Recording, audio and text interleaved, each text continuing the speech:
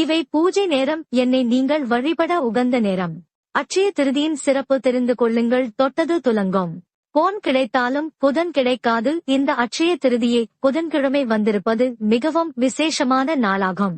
அட்சய திருதி சாஸ்திரங்களில் மிக முக்கியமான நாளாக கணிக்கப்படுகிறது. வளர்பிறை திருதியை வரும் சித்திரை மாதம் திருதிசை மிகவும் விசேஷமான நாளாகும். சித்திரை 17 புதன்கிழமை ரோகிணி நட்சத்திரம் சந்திரனுடைய நட்சத்திரம். அன்று சந்திரன் வளர்ச்சி அடையும் நாள் அட்சய திருதியே ரோகிணி நட்சத்திரத்தில் வருவதுதான் மிகவும் அற்புதமான நாளாகும். அன்று நீங்கள் தங்கம் வெள்ளிதான் வாங்க வேண்டும் என்று இல்லை.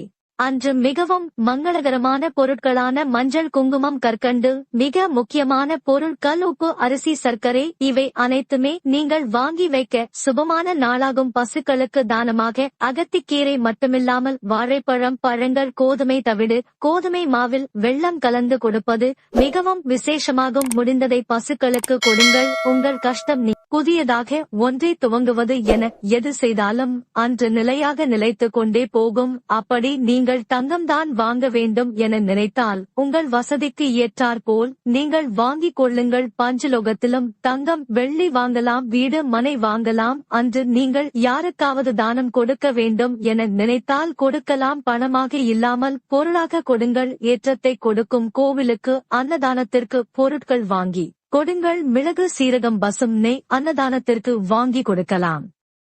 மிக முக்கியமாக அட்சய திருதியை நாளில் கடன் மட்டும் வாங்கி விடாதீர்கள். அது உங்களுக்கு தொடர்ந்து கொண்டே இருக்கும். சுப காரிய செயல்களை செய்யலாம். இந்த வருடம் அட்சய திருதியை மிக சிறப்பு வாய்ந்த நாளாக வருகிறது. விநாயகருக்கு அருகம்புல் மாலை வாங்கி கொடுத்துவிட்டு வாருங்கள். சிவன் கோவிலுக்கு உங்களால் முடிந்த அபிஷேக பொருள் பச்சரிசி மாவு கரும்புச்சாறு இளநீர் என எது வேண்டுமானாலும் வாங்கி கொடுக்கலாம். நன்மை உண்டாகும்.